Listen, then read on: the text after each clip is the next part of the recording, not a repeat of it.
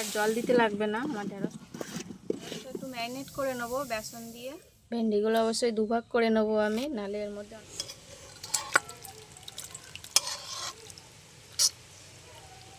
নমস্কার বন্ধুরা, আশা করি আপনারা সবাই ভালো আছেন। আমি রুমার রেসিপি অ্যান্ড ব্লগসে আপনাদের অনেক অনেক স্বাগত।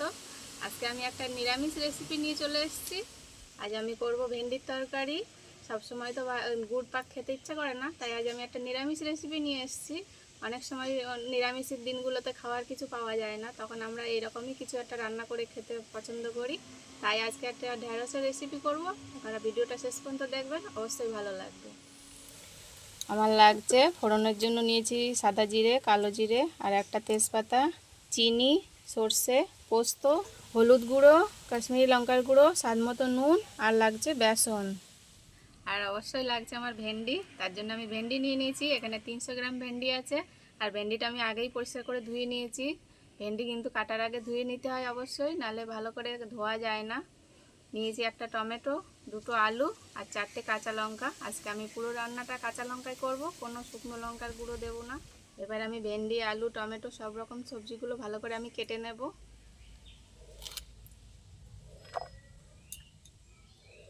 ভেন্ডিগুলো অবশ্যই দুভাগ করে নেব আমি, নাহলে এর মধ্যে অনেক সময় পোকা থাকে, গোটা গোটা দিলে দেখা যাবে না। তাই আমি দুভাগ করে কেটে নিচ্ছি। ছোট বড় সবগুলোই দুভাগ করে কেটে নেব, বেশি ছোট করব না।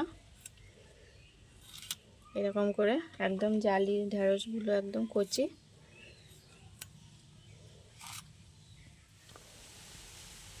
আলুটা আমি এরকম লম্বা লম্বা করে কাটবো, যাতে ঢেঁড়সের সাথে ভালো করে ম্যাচ হয়ে যাবে আর দেখতেও ভালো লাগবে, তাড়াতাড়ি সিদ্ধ হয়ে যাবে। টমেটোটাও কেটে নিচ্ছি এরকম কুচি করে। টমেটোটা কিন্তু পেস্টও দেওয়া যায়, আমি কিন্তু কুচি করেই দেব।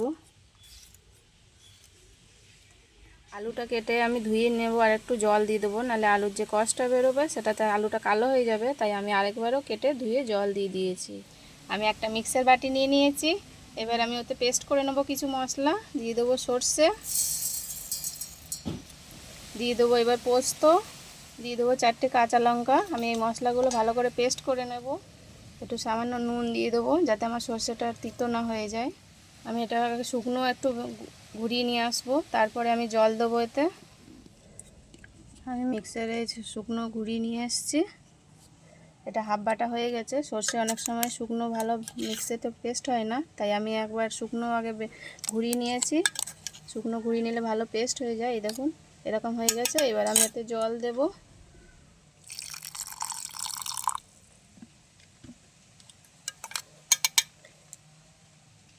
আবারও আমি একটু ঘুরিয়ে বেটে নেব। আমি পেস্ট করে নিয়ে চলে এসেছি। এই দেখুন বন্ধুরা, আমার একদম সর্ষে পেস্ট হয়ে গেছে। সর্ষে, পোস্ত আর কাঁচা লঙ্কা। এটা আমি এবার সাইডে রেখে উনুন ধরিয়ে কড়া বসিয়ে দেবো। আমি উনুন ধরিয়ে কড়া বসিয়ে দিচ্ছি। কড়াটা তত সময় গরম হোক, আমি তত সময় ঢেঁড়সটা একটু ম্যারিনেট করে নেব বেসন দিয়ে। আমি দিয়ে দেবো বেসন,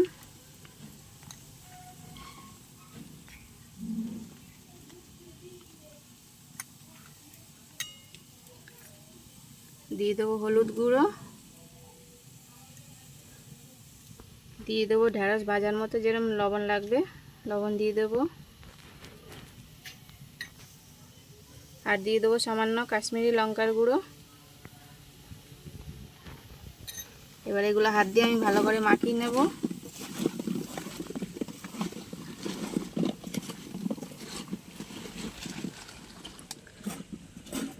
ঢেঁড়সটা যদি ভিজে থাকে তাহলে আর জল দিতে লাগবে না। আমার ঢেঁড়সটা অনেকটা ড্রাই হয়ে গেছে, তাই আমি একটু সামান্য জল দিয়ে দেবো, যাতে মশলাগুলো ভালো লেগে যায় এর গায়ে।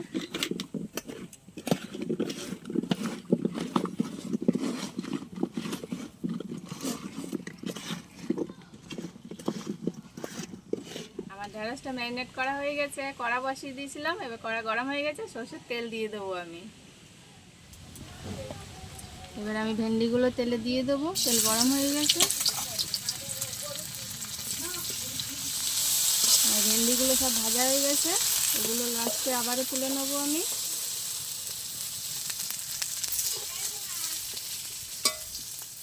কড়াই আবার একটু সরষের তেল দিয়ে দেবো আলুটা ভাজার জন্য।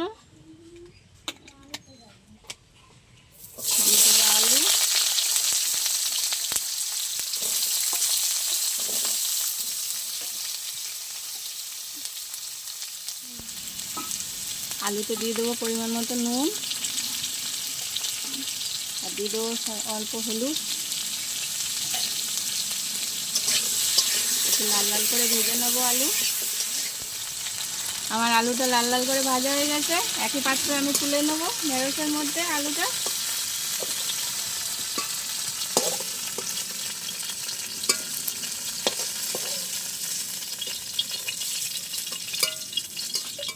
কড়াই আবার একটু সরষের তেল দিয়ে দেবো। আমি ফোড়নে দিয়ে দেবো কালো জিরে আর সাদা জিরে, দিয়ে দেবো একটা তেজপাতা।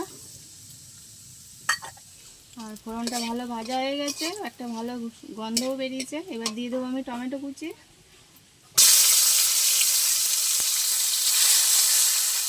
টমেটোটা একটু ভালো করে ভেজে নেব। আমি দিয়ে দেবো হলুদ গুঁড়ো, দেবো কাশ্মীরি লঙ্কার গুঁড়ো, এটা পুরোটাই রং হওয়ার জন্য। দিয়ে দেবো স্বাদ মতো নুন,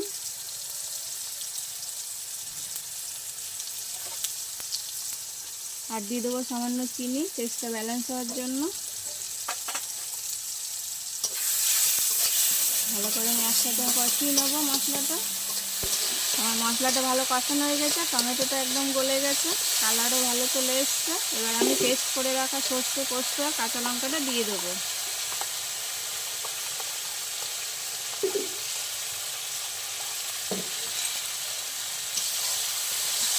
আবার একটু ভালো করে ভেজে নেবো মশলাটা। আর মশলাটা ভালো ভাজা হয়ে গেছে, এই দেখুন পাশ দিয়ে তেল ছেড়ে দিয়েছে। এবার আমি মিক্সি ধোয়া জল দিয়ে দেবো।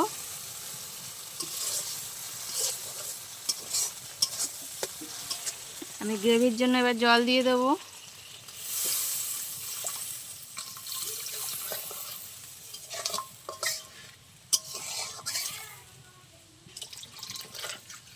আমি 2 মিনিট ঢেকে দেবো গ্রেভিটা ফুটে ওঠার জন্য। এবার আমি খুলে দেখে নেব, গ্রেভিটা ভালো করে ফুটে গেছে। এবার আমি ভেজে রাখা আলু আর ঢেঁড়স দিয়ে দেবো।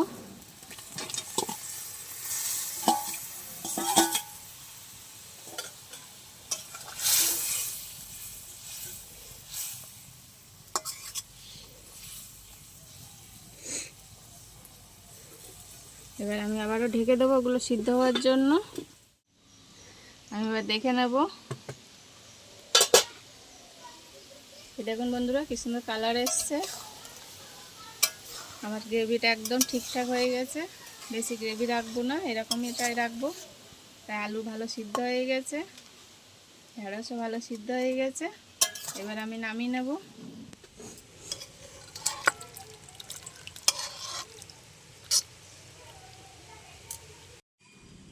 বন্ধুরা আপনারাও এরকম ঢেঁড়সের তরকারি রান্না করে খেয়ে দেখবেন আমার রেসিপি দেখে। যদি ভালো লাগে কমেন্টে অবশ্যই আমাকে জানাবেন।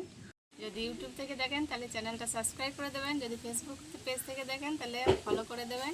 আবার দেখা হচ্ছে পরের ভিডিওতে। তত সময় আপনারা সুস্থ থাকবেন, ভালো থাকবেন। টাটা।